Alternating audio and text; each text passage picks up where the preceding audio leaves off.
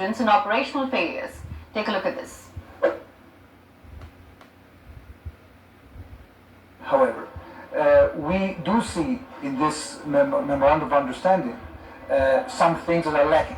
The ballistic missile threat that we are very concerned from, the support of Iran to its proxies, and of course it remains to be seen, because the language is very vague, as to the ultimate solution to these challenges that we have. I think that there is a difference of opinion at this point, because, as I said, there are needs that the United States has identified that have to do maybe with the world energy markets. But look, I think we have to look at the long-term perspective. What this Iranian regime has done, they have enslaved the future of their people by taking the rich resources they have and enslaving them for purposes that have to do with aggression, with annihilating other countries. This is not going to work. And the fact that they have used the Straits of Hormuz as a leverage is going to boomerang on them, because the G7 has stated very clearly that they are not going to agree to anything but free navigation in an international waterway. And you can draw the conclusion from the statement of the G7. I don't know if you read that. It mentions that very clearly the concerns that the international community has of the missile capability of Iran. So I think this is an issue that will continue bothering us. You're right, we didn't completely remove the threat, but we have significantly debilitated.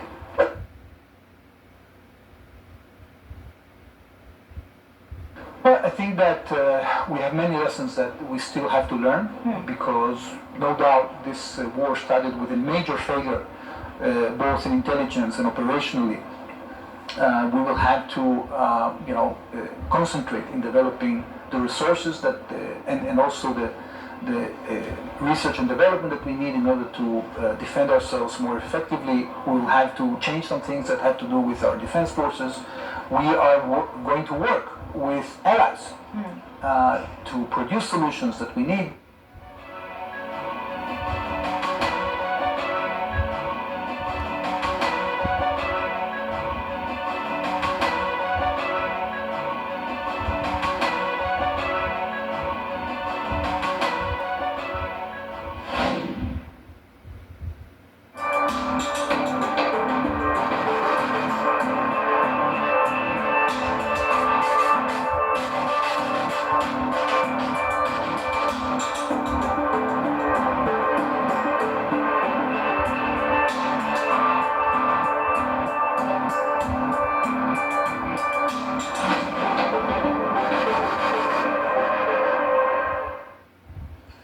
The era of moving trade through a single route, port or strait is no longer viable. This is not me saying this.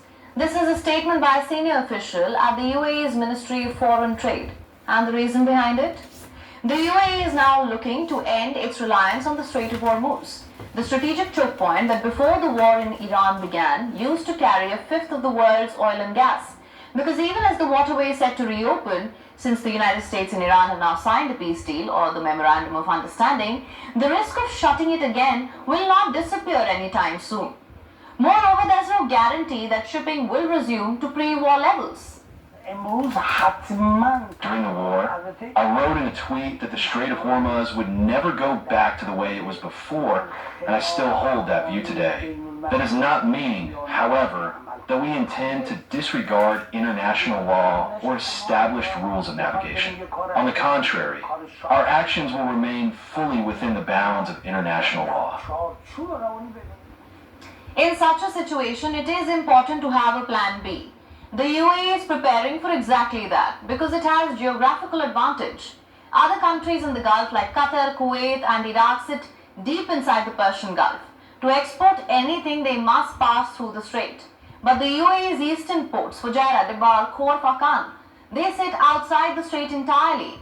During the conflict, the UAE was already routing crude through an existing 1.5 million barrel per day pipeline, pumping oil eastward to Fujairah and out to global markets, while Hormuz was effectively shut. So while the rest of the Gulf was in crisis, the UAE kept its taps open. Now it wants to institutionalize that advantage. Abu Dhabi has left OPEC, which is the organization of the petroleum exporting countries, because the UAE has an ambitious growth target and it is now in full infrastructure overdrive. Plans are underway to expand eastern ports. These include, as I mentioned earlier, Fujairah, Dibba and Khor Fakkan, all located outside the Strait of Hormuz. The country is also planning to build at least one additional port in the eastern coastline. A second pipeline is being fast-tracked to double crude export capacity through Fujairah. The target is 2027. And a third pipeline is under evaluation, connecting interior oil fields directly to the eastern coast. Roads, railway and connectivity network all being upgraded to link the country's oil facilities to these bypass ports. No investment figure has been announced yet, but let's be real, we're talking billions. And there's a reason to believe it's worth every dirham. Look at Saudi Arabia. In 1980, Saudi Aramco built a 1,200-kilometer pipeline from the Gulf Coast to the Red Sea port of Yanbu. The stated purpose was to hedge against exactly the kind of scenario we just lived through. That decision made 40 years ago paid off spectacularly. Before the war, Saudi Arabia was already routing 60% of its exports through that pipeline, bypassing the strait entirely. When the conflict hit, it barely broke stride. The International Monetary Fund projects Saudi economic growth at 3.1% in 2026, down just 1.4 percentage points from pre-war forecasts. Compare that to Qatar, which has no bypass routes whatsoever. It is looking at an economic contraction of 8.6% this year, after growing at just 2.8% last year. That is the price of a single choke point. That is what strategic foresight looks like, and what the absence of it costs. And speaking of Qatar, it is the world's largest LNG exporter, and it is geographically stuck. Look at this map on your screen right now. To bypass the strait, Doha would need to either build a pipeline through the UAE to Fujairah or cross across Saudi Arabia to the Red Sea. Both options come with enormous geopolitical strings attached. Qatar and Saudi Arabia have had strained relations for years. The idea of Doha becoming structurally dependent on Riyadh or on Abu Dhabi for its energy exports is not just commercially complicated, it is strategically humiliating. And building new liquefaction capacity outside the Gulf, the costs are eye-watering. Kuwait faces a similar bind. Any alternative route almost certainly runs through Saudi Arabia, deepening an energy dependency that reshapes the entire political relationship. There is one more play being made. Gulf national oil companies are going global. Qatar Energy and ADNOC are aggressively acquiring stakes in upstream assets, refineries, LNG terminals and storage facilities, not in West Asia but beyond it, across Africa, Asia, Europe and the Americas. The logic is elegant. If you can't fully control your exit routes at home, build income streams that don't depend on all of those routes at all. In a world where Hormuz can no longer be taken for granted, an overseas portfolio isn't just a growth strategy, it's insurance. The Strait of Hormuz may reopen, trade may resume, tankers may return to their old routes, but the mindset has shifted permanently. The Gulf's biggest players have seen what a closed strait looks like. They've counted the cost and they've decided they're never being caught in that position again. Pipelines, ports, railway, global stakes. This is not just infrastructure, this is Gulf rewriting its own geography.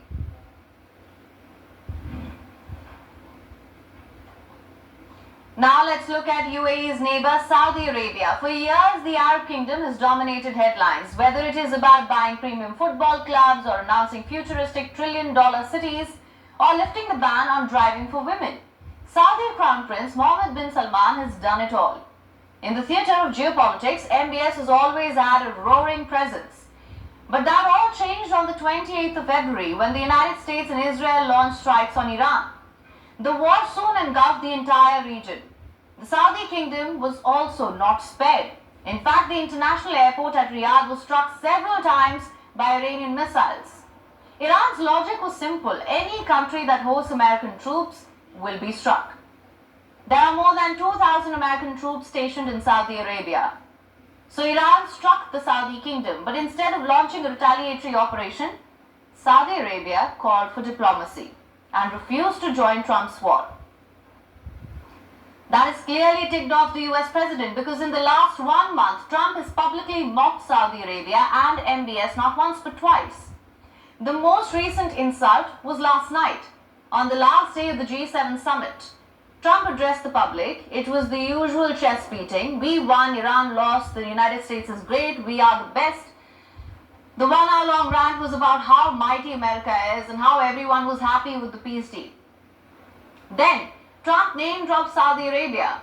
First he said the kingdom was happy with the deal, then he boasted that the US would not leave Saudi air bases and that MBS didn't have any option either. Listen to this. I spoke to Mohammed, I spoke to the Crown Prince of Saudi Arabia a number of times. They were all so happy that they're still, you have to have them happy too, you know. We're using their airports, not that they could stop us if we didn't want them to, but it'd be nice to, I want to get that little